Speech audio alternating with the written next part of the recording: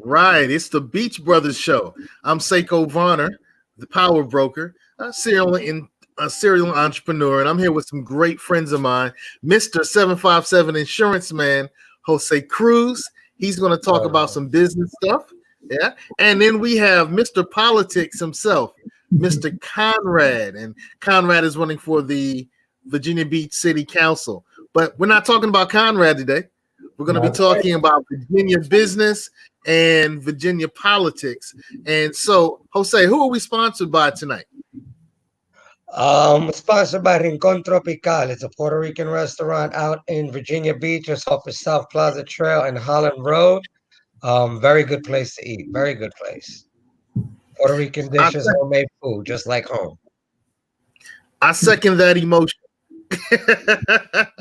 I've had the food. The food there is good. So swing by Rincon Tropical. They're selling food during the pandemic as well, so you can get those great food, man. The food there is great.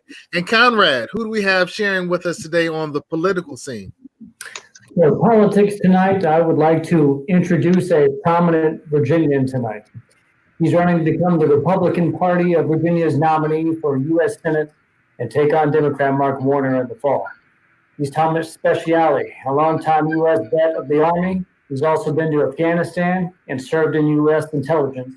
He's running to serve over 8 million Virginians. And I'll begin with your inspiration. Why the U.S. Senate and why 2020? Good question, Conrad. First, I'd like to say thank you. I appreciate you guys making the invite available to us.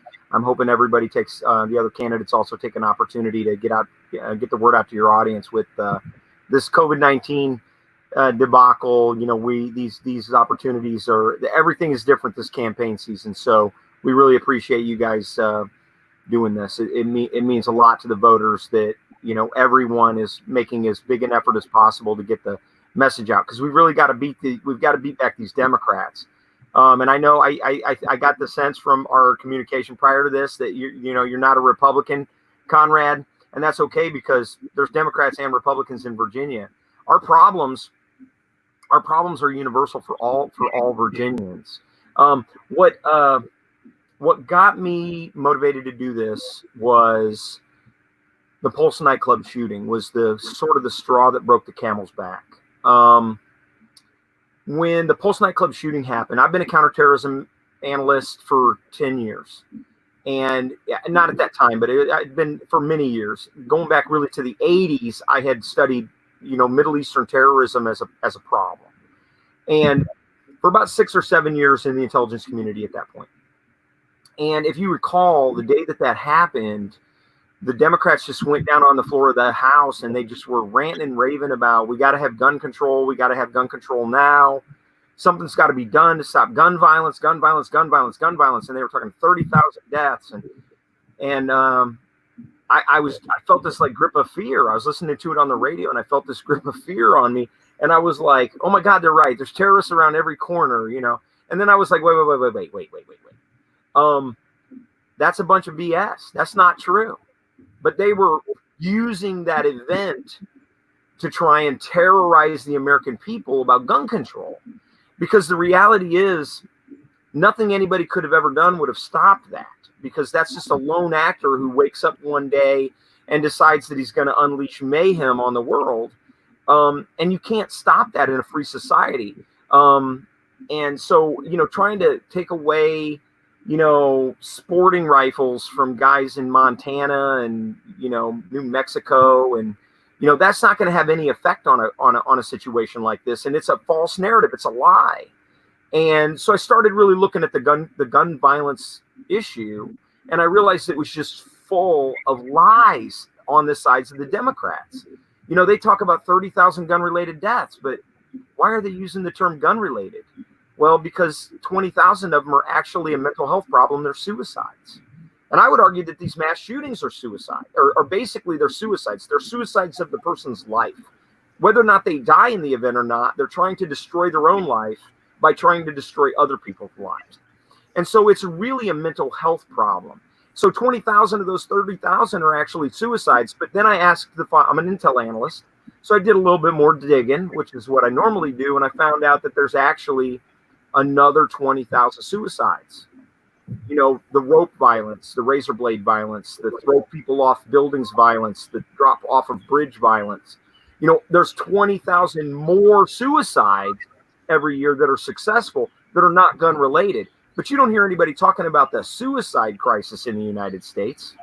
You don't hear them talking about that at all. And then I started looking at other Democrat issues, and I realized that they were all full of lies. The healthcare problem, the immigration problem, they never tell you the real truth of the issue. It's all deception to try and mislead people to vote for them. And so I got motivated to do it because I was sick of it. You know, I was sick of the lies. And I got to tell you, the Republicans do it too. The Republicans have misleading talking points as well. You know, so what I realized was that politicians and the media are incentivized by fear. They make money off of causing fear. Okay. And so what that means is that the media makes money off advertising dollars. So that these supposed news agencies are not really news. They're really conservative, or they're liberal entertainment channels. They're not really news. Interesting. Okay. So they're really just, and they're not propaganda. Don't get me wrong. They're not propaganda. I don't believe that. I think, you know, that a lot of times people will say to Democrats, it's all propaganda. It's not propaganda. It's media. It's money. They make money off of scaring people. And guess what? Politicians are beneficiaries of that. So they make money through campaign donations. They get elected based on fear. So Republicans do it and Democrats do it. I do believe, I'm a Republican. I believe conservative values. I believe in conservative values and biblical values. And I believe that they are more honest generally until they become corrupted by the swamp. That's why I believe in term limits. So, okay. Guys, I got motivated because I'm sick of the politicians. They're all liars. Okay, they have to go. We've got to get these guys out of it. Interesting. They're all lies. I'm glad you mentioned that. It happens on both sides. I see it on both sides flagrantly on both sides.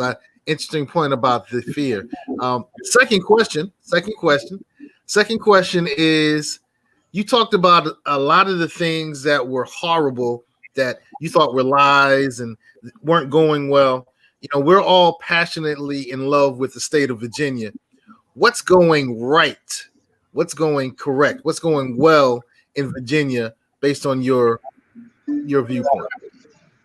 You know, Virginia is a really, really resilient state.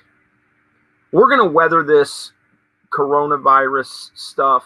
We're going to have a debt to pay. There's going to be a national debt to pay. But I think that the people of Virginia are, I'm really stunned with how resilient and how disciplined everybody has been. And that's kind of dual-edged. I'm a little concerned about how sheepish everybody was as well.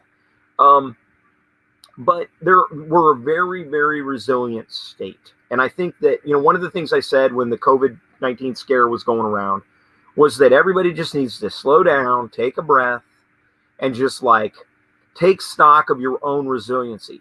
Are you able to survive 7 days, you know, with food and water in your home? Are you able to survive 14 days or 30 days?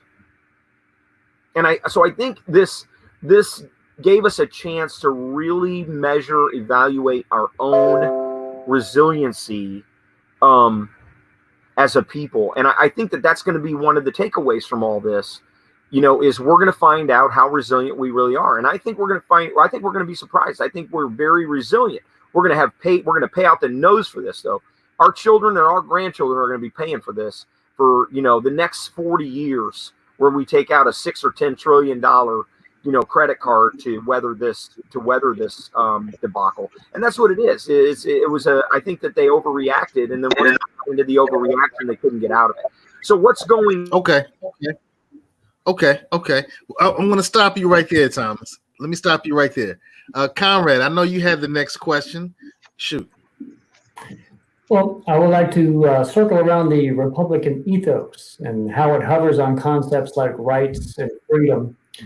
Should not the Republican Party strive for expansive immigrant rights and shy away from a bureaucratic and severe punitive system for non-compliance? It's kind of a loaded question, wouldn't you say, Conrad? I loaded it. Yeah, you did. You loaded it. Okay, it's a good loaded question. I think if you look at everything I've said about immigration and immigrants that come to this country, we're a country of immigrants. We've always been a country of immigrants from the very beginning. Okay, we're a country of immigrants. But what makes us different is, and Reagan, and I'll paraphrase it very, very, briefly. When you come here to become an American. You don't come here to be, an Indian American or an African American, from like Ghana. You don't do that. I think that the hyphenated America is what's keeping us apart. The greatest part of like our cultural ethos is that anybody can come here and be free. Anybody can come here and be free. And, ultimately that's what's happened. How would you say that South American countries are doing, Conrad? Would you say that they're doing well?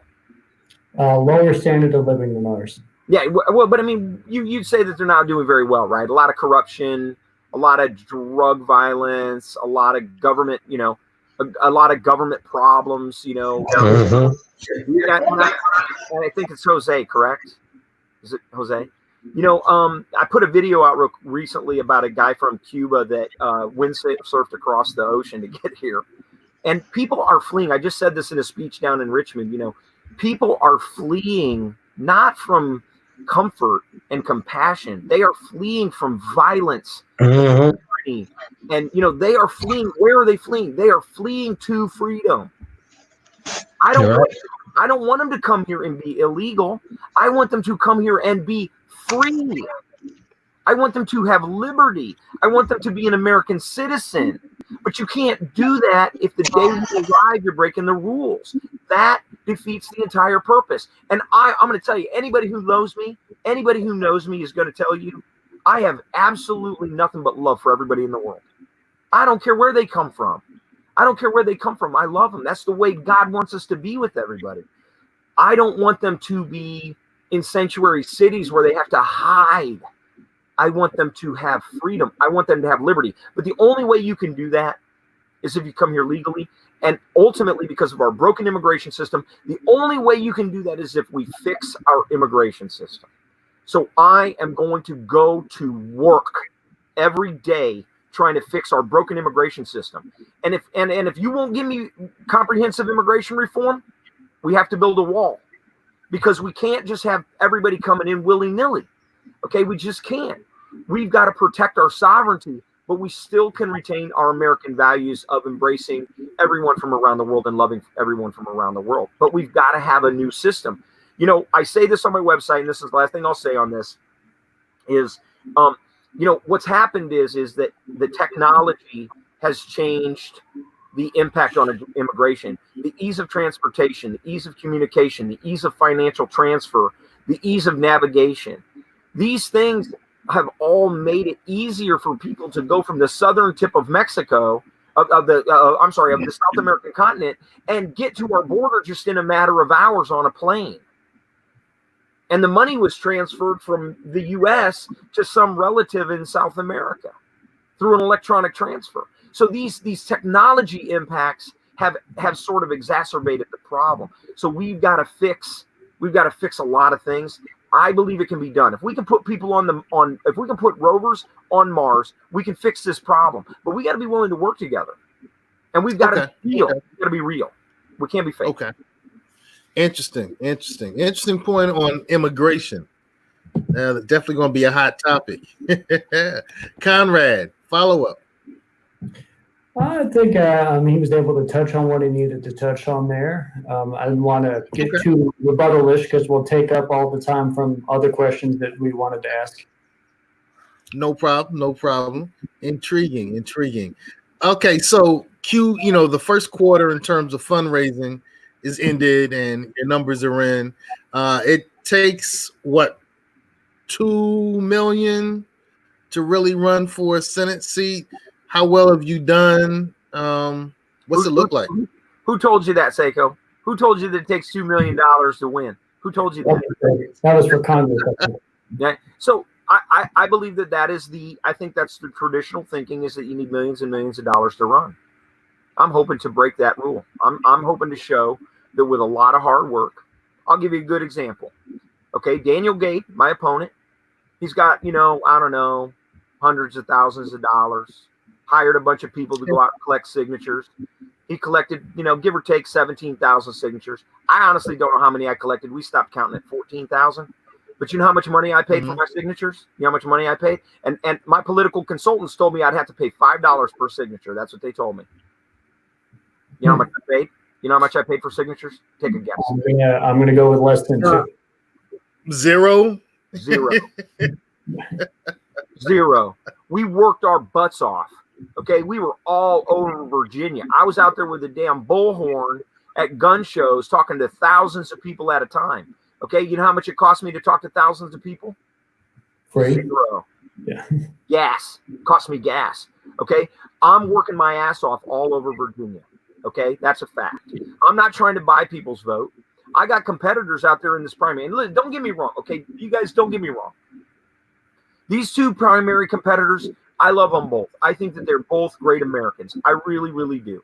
I don't have anything personally against either one of these two candidates, okay? But when a guy goes and spends $50,000 on a bunch of brochures and doesn't even put on Republican, you got to wonder where the guy's coming from, okay? Thomas Speciale ain't going to do that. You're going to know exactly who I am. In getting ready for this race, I wrote my book of Scars and Skeletons, okay? I wrote it. It's about 100. Okay. It's 170 pages long. It's available. You can link off of it off my website. And here I'm not a good politician, so I always forget to do this. ThomasSpeciale.com. Thomas Speciale, special with an E.com. You can get my autobiography on Amazon, and I give the proceeds to charity. I'm not trying to get rich here. I think all these politicians that want to get rich, okay, that's the biggest problem we've got, is that they think that this is some prestigious position. This is supposed to be a sacrifice. You're supposed to be doing this for your fellow citizens. And these people don't think of it that way. Now, I believe Elisa Baldwin does. I believe Elisa Baldwin views this as a sacrifice. Okay, but I'm not so sure about my other competitors. I don't believe that. And I'm sure Mark Warner don't. I'm sure he doesn't. He's got $200 million in his wallet. He hasn't done crap for Virginia for 11 years. I'll bet you guys can't. You guys are Democrats, or at least one of you is. I'll bet you can't tell me one thing Mark Warner's done in 11 years. Conrad, name one thing he's done. He voted for the ACA. Okay, I can give you another one. He voted to impeach the president on faulty intel, and he's on the Senate Select Intelligence Committee. Mm-hmm. Okay, corruption on both of those counts, guys. That's corruption. Okay, the ACA was another good example. We'll find out how it works when we pass it. Really? Is that the best we can do for the American people? Like these people are paid to work for us. Good point. Do you think they work for you? Conrad, do you think I don't know, are any of you other guys liberals? Jose, are you a Democrat? No? What about you, Seko? Okay. No, I'm definitely an independent on the empowerment agenda. So if you're not tapping into the agenda items that we want, we're not getting our vote. Hey, I'm all about empowerment. That's the most frustrating thing. You know, something I said in my speech. If you guys haven't seen my speech from down in Richmond on Friday, you need to go catch it. It's about 14 minutes long, but I'm going after these guys, right? What do you got on there? You got all kinds of good stuff on there. What's that one? That's not me. Yeah, that's it. That's not. Okay, I went to ThomasSpeciale.com and I was like, that doesn't look like him. No, that's not me, Seko. That's a Thomas Speciale. I think he's in New York. That's not me. But anyway, in a speech I just made in Richmond on Friday, here's my frustration with the Democrats. And if you listen to him, you know, a guy named Alexis de Tocqueville, one of the founding fathers. Okay, this guy was there at the beginning. Okay, here's what he said. He said, the American Republic will persist until the Congress realizes that they can bribe the people with the people's money. So every time one of these Democrats says, I'm going to give you free education, I'm going to give you free housing, I'm going to give you free food, I'm going to pay all your bills, I'm going to pay off your college loans, I'm going to give you this, I'm going to give you that. Those are bribes, folks. That's somebody else's money that they're buying your vote with. Go look at my education. I got 4 priorities for this election. 4 priorities. We got to fix immigration. We got to fix mental health in this country. Because mental health, a number I didn't throw out before, folks. Remember I said 40,000 suicides? 1.4 million attempted suicides a year in the United States. That is a tragedy that we can actually do something about. We have 70,000 opioid deaths a year. Okay, I believe, and there's studies that show that about half of those are also suicides. Those are drug-induced suicides. They're so sick of their life that they kill themselves on opioids. But it looks like a drug overdose. Okay, so they just list it as a drug overdose because they don't want to have it lumped in with mental health. Okay, then let's see. So immigration, mental health, gun violence, because I want to destroy the gun violence BS. The only problem we have is in 17 cities, actually 17 neighborhoods. Then education, the American dream. I want to revitalize the American dream. Did you guys see the Space Force ad that just went out today? Space Force. Okay. Your kids are going to be applying to go to Space Force. This is no kidding, guys. This is getting ahead of things. This is thinking the way the Chinese do. We need to stop living in the past. We need to start living in the future. And then finally, criminal justice reform. We have got to get it because it should not be a crime to be poor in this country. And poor people don't get the same justice that rich people get. You all know it. I know it. Nobody wants to do anything about it. You know why? Because they're afraid to be called a racist. Okay? It's not racist. It's money. Those 4 priorities. You know, you're going to notice something else about me compared to all these other candidates. You're going to notice something else about me compared to all these other candidates. My 4 priorities are big issue priorities. I'm not telling you the talking points. I'm telling you what really needs to be done in this country to bring America back.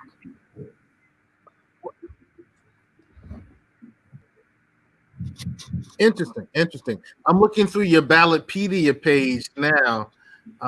Wow. You are really forthright with your positions. That's really intriguing. Really intriguing and really refreshing as well. Jose, speaking of refreshing, man, I know it's time for us to highlight another one of the businesses here in Virginia, man. Who else do you want to give some That was a bad segue, but it was a segue. Well, another business that I want to go ahead and recognize and give a shout out to is Why Not Italian Pizza. It's over on on Great Neck and Shore Drive, I believe. First Colonial Great Neck. I apologize.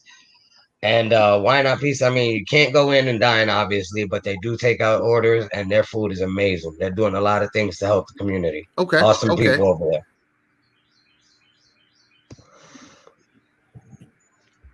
I love Italian food. You know. Oh yeah. You know. I tell you, you go there, you will not be disappointed. I'm gonna check it out. We're all gonna get together. All right. We'll all get together and have some pizza. Definitely. What's next? Conrad, back to you, good brother. You come with the political questions. I have a couple more stashed in my pocket. I think Jose mentioned that he had one he wanted to ask first. Let's get that one out of the way before I close out my last 2. Yeah, the question I had is, now, great movements like Black Lives Matter speak to a systematic divide of culture, race, and our justice system. I know a passion of yours is criminal justice reform.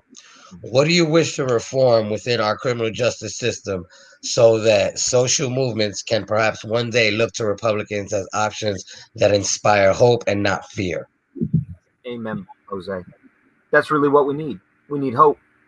97% of people in prisons today, 97% of people in prisons today never had a trial. They pled out to a lesser charge so that they could, go to prison for a shorter amount of time. Okay. That's done because they do charge stacking in the legal system. When you get arrested, They charge you with 2 or 3 different things so that they can charge you with at least one of them. Okay. Mm-hmm. Now, the reason they do that, though, is not because not because the policeman wants to do that. It's because the prosecutors pressure the law enforcement to just get them on something. Okay. And I don't know the number off the top of my head. It's been a while since I looked at this. But it's a really high number of prosecutors that are not minorities, that are white. Now, I'm not saying it's racist. I'm not saying that. But what I am saying is that we've got to. Well, I mean, thank you, Seko. Thank you. Or Jose, whoever that was. Seko. I just want to give you some, man. I'm not so sure. Listen, I'm not so sure that it's actual racism as much as it is just. And this is all in my autobiography, guys. So we could go on. I could talk for an hour on this issue. Okay, I've been falsely arrested by the cops. They trumped up charges against me. They charged me. They threatened my wife at the time with violence because she was standing next to me crying because she didn't know why these cops were beating me up. Okay, and I had done nothing wrong. They grabbed me and a group of other people that were all smoking weed in a bathroom somewhere, and I just happened to be in the bathroom, and they assumed I was with them. Okay, and I've never touched marijuana in my life. Okay, in my whole life, I've never touched marijuana, never done a single drug, not one time. They rolled me up in this charge, and they charged me. They stacked 3 charges: trespassing, resisting arrest, and disorderly conduct. And I'm telling you right now, folks, I did none of those 3 things. But they charged every single person in that group with those same 3 charges. Why do they do that? They do that because they can get you on resisting just on their word. They don't have to have any evidence of anything other than the policeman's word. When they searched me, of course, they didn't find nothing. Then they found out I wasn't with those people. They arrested a whole wedding party that night. Bride, groom, a whole wedding party. Okay. I have been falsely arrested. I watched my wife be threatened by the police because she was crying, asking why I was being arrested. Okay, because they were on a rampage because of these. I don't know why, but they were upset about something before they arrested this whole wedding party. In addition to the fact that I've been arrested because I did break the law. I broke into a comic book store, believe it or not, when I was about 18 or 19 years old. I broke into a comic book store, and I got legitimately I got arrested. I broke into the comic book store. I confessed to everything. Fortunately, the only thing that saved me, guys, and this is for everybody out there, I hope everybody in Virginia hears this, was $200. Because that's a burglary. That's a felony offense. If you break into a comic book store, it's a burglary. But because I paid my lawyer $200, he walked into the judge and he said, "Hey, Judge, this kid's a good kid. You know, let's not destroy his life. Let's just give him a misdemeanor theft shoplifting." So I bought my way to justice because I was a kid. I was just a kid. Okay. But I make this story, and you'd have to hear the whole story. But, ultimately, I argue that little Johnny, the black boy that doesn't have $200 that steals the car radio, okay, for whatever reason, because he's just being a dumbass and he steals a car radio, what does he get? He don't have $200. I borrowed that $200 from my grandmother. He might not even have a grandmother he can borrow $200 from. And guess what? Even if he had the two, it might be a different experience. But let's continue, man. Let's continue. So we've got to fix. I don't think it's all racist. Fix that. Yeah, I don't think it's all racism. But that was an excellent question, Jose. Salute to you for that, good brother. Thank you. Bro Khan, back to you, man. Got a couple more questions to go, and I appreciate you able to speak on a little bit of empathy there from that experience. But I want to switch now back to education, because Virginia is known, especially here in Virginia Beach, as a place for solid education. And you're running to secure a strong seat in the federal legislature. What do you wish to do with access to the national purse and help bolster the American dream and our education? This is a great question, Conrad, and we don't get enough of this because this is really the bedrock. This is the bedrock of our success, is our education. And our education system, as good as it is in Virginia, it's not as good as it could be. It could be better. Okay. I believe that really we've lost a vision of who we are.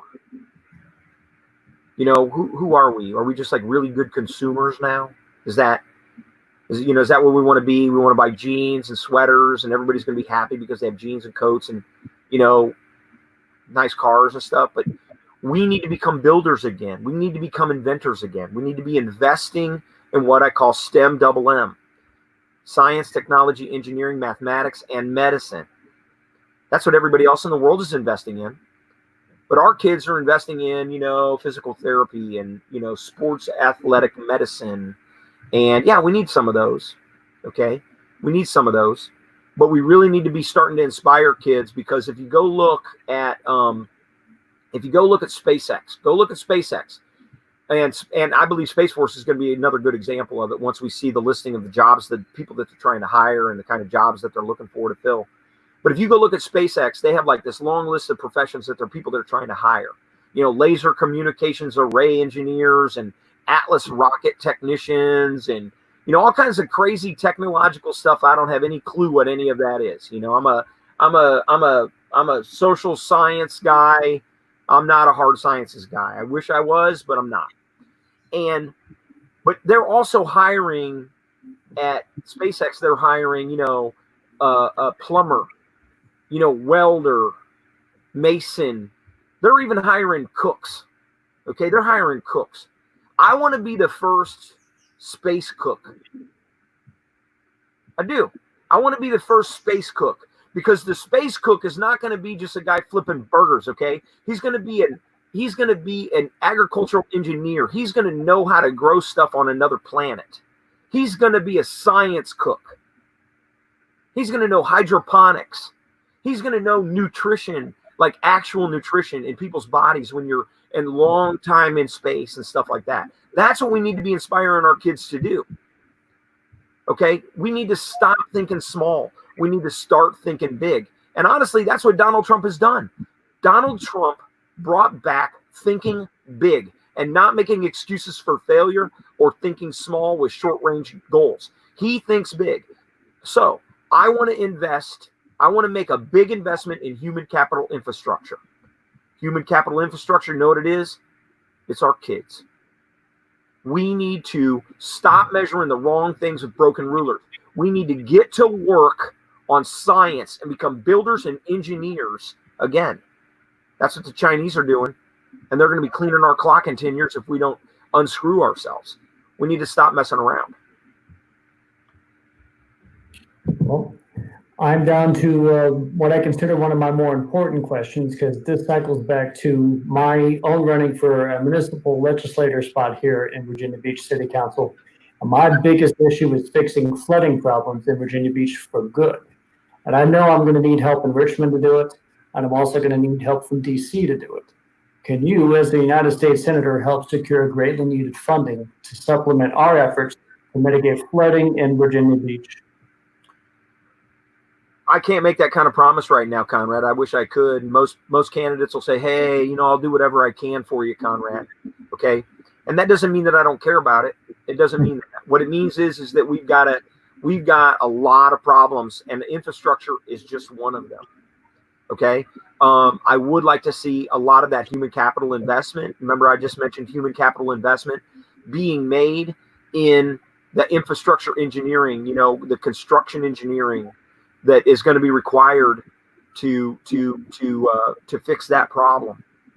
So I'm not just saying it's an education problem. I definitely understand that this is a major issue for Virginia Beach in particular. I'm not saying I don't care about it. I'm just saying that I think that we've got to take everything in total, and we've got to figure out how to solve all these problems. And I don't want to make a promise that I can't keep to you, Conrad. That's just the honest to God truth. But I will do everything I can to make sure that, that we get the right resources to the right place at the right time. Because I don't want to see a deterioration, but we've really underinvested in our physical capital infrastructure for decades. And now with this coronavirus expense of $6 to $10 trillion, Conrad, when do you think that they're going to find the time to give you the money for that? It's just not going to be a priority, I'm afraid. They've only done that one check. What's that? They've only done that one check. I could use another. Yeah. Yeah, and it's too bad. I think it was a big catastrophic error on their part, and because of that, what that's done is that's postponed this human capital infrastructure. It's postponed infrastructure reinvestment and things like that. So I'm really, really disappointed in the way things have been handled, and I would do something different, I assure you. I do appreciate that you've at least approached it knowing that you have to take everything into consideration, and you're not going to just promise pie in the sky ideas. Too many people want to do that in order to secure votes as opposed to secure truth. So I'm glad you're able to at least admit that up front. All right. Well, I appreciate you appreciating it. There you go. All right, man. So look, Virginia has a great amount of Democrats, and at the very beginning of the show, you said some not so flattering things about people who consider themselves Democrats. How are you going to win them over? If you're able to win the primary, you'll be facing Mark Warner. So what do you mean? I think, right? What do you mean was unflattering? Because a lot of times people confuse when you're talking about the Democrat leadership that you're talking about the Democrat people. Okay, and I'm not talking about the Democrat people. I'm talking about these elitists that are making money off the backs of all these people. Like literally, they are profiteering off of people's homelessness and hopelessness and fatherlessness, and that by giving them promises that they never will ever meet. But they're taking a paycheck every week. Mark Warner. And how are you going? Mark Warner. How are you going to? $dollars in his bank account. $5 million of it came from California, New York, and Florida.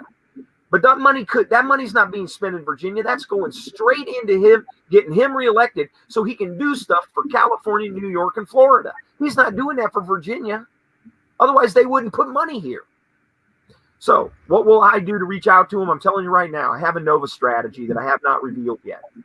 Okay, Nova, and really a Richmond strategy too, because Richmond has the same. The Richmond area, the densely populated communities have the same problems. Look at my 4 priorities, guys. Look at my 4 priorities. I don't have anybody feeding me the Republican talking points. These other candidates are looking at Republican talking points to get Republican votes. I'm looking at the problems. I'm a conservative, and yes, I'm a Republican, but I list 4 problems: immigration, sanctuary cities, mental health, gun violence, the American dream, education, and criminal justice reform. I want to fix the problems, and fixing those problems will help all Virginians. And you're going to notice, if you take a really close look at it, 2 of those issues kind of lean towards a problem that Republicans really like as their problem, and 2 of those problems lean towards Democrat problems, things that they like to say are their problems. But the reality is, I want to go to work for solutions. I am sick of these false narratives and false analysis that both of these parties do. I want solutions, but I believe that the source of those solutions needs to be conservative, because the conservative solutions builds wealth and builds resiliency, and it builds hope into the people, not into the politicians. It doesn't take care of the politicians' pocketbook. It takes care of the people's pocketbook and the human capital of the children that is going to build the future of Virginia, really the future of America. I'm looking at a problem bigger than a Republican problem, bigger than a Democrat problem. I'm looking at an American problem. Interesting. That's why Conrad, I sound different than everybody else, guys. Admittedly. Conrad, any last questions? I appreciate the ability to fully be yourself here. Now, we appreciate that. I appreciate that you're willing to speak directly to people in Virginia Beach and Hampton Roads. I know you have a Nova strategy and a Richmond strategy, but don't forget Hampton Roads. Oh no, the Hampton Roads. That's why I said there's communities down there that need. There's communities down there. I think you said it, Seko. I think it was you that said, I'm reaching out to people who need help. I don't care what party they're in. I want to reach out to people that are suffering from the immigration problem, that are suffering from the mental health problem, that are suffering from the education failures, and that are suffering from the criminal justice problems. And guess what? Republicans and Democrats are both suffering from both parties are suffering from those things. It's just about solving them and maybe bringing the voice of reason to the conversation instead of somebody that's on the payroll of a party. I'm not on any party payroll. Clearly, I'm not on anybody's payroll. I'm on my own payroll. I'm on God's payroll. How about that? Not the how about that. Okay. You know, I like this dude. He has a cigar and everything. That's like meet me outside.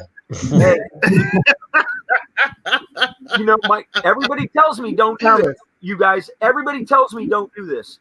All these political consultants, all 30 years of experience, they're like, oh no, you need to wear a tie. Oh no, don't smoke a cigar. Okay.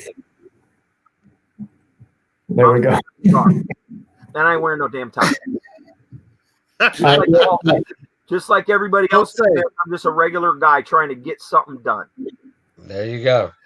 All right, Jose, any last questions, any last words? No, I mean he's pretty much answered my question thoroughly and in detail, and I appreciate his time. All right, right. We all do appreciate his time. You've been hanging out with the Beach Brothers. Seko, Varner. This guy right here is my good brother Conrad, and that guy on the far end is my good brother Jose, the insurance man. You can find us normally on Tuesdays, sometimes some Thursdays as well. We discuss Virginia politics and Virginia business. You know, we're involved in the business world, and we also are involved and very interested in politics. So, Conrad, any last words before we close out? Well, today was a great day at the beach and everywhere in Virginia. I'm glad people were able to tune in tonight. I wish there were some more questions that we could have been able to ask from our watchers. But I felt good about tonight. I'm glad you guys were on, and I can't wait for the next one. All right, Jose, any last words, bro? Indeed, to piggyback off my brother Conrad, I mean, this was amazing. We enjoy the time here. We look forward to, a lot more people tuning in. Bring us your thoughts, bring us your questions. Hey, we're in the beach. This is what we're doing. We're talking about the beach and what's issues that are affecting us. So come talk to us. All right, good stuff, good stuff. Yeah, this is the Beach Brothers Show. I handle the production. Conrad is our political insider. So if you're a candidate or you're a seated politician and you like to join us on the Beach Brothers Show, talk to good brother Conrad. If you're a business and you'd like to sponsor the show or get highlighted, definitely speak to brother Jose and we'll definitely take care of you. And this is one for the books. Hey, we want to thank Thomas for coming out here, smoking his cigar and sharing his viewpoints in an honest fashion. Mm-hmm. He also said Republicans and Democrats are both faulty. Mm-hmm. I like that. I like that. Mm-hmm. You guys have a great night and be okay. All right. Mm-hmm. Peace. Peace.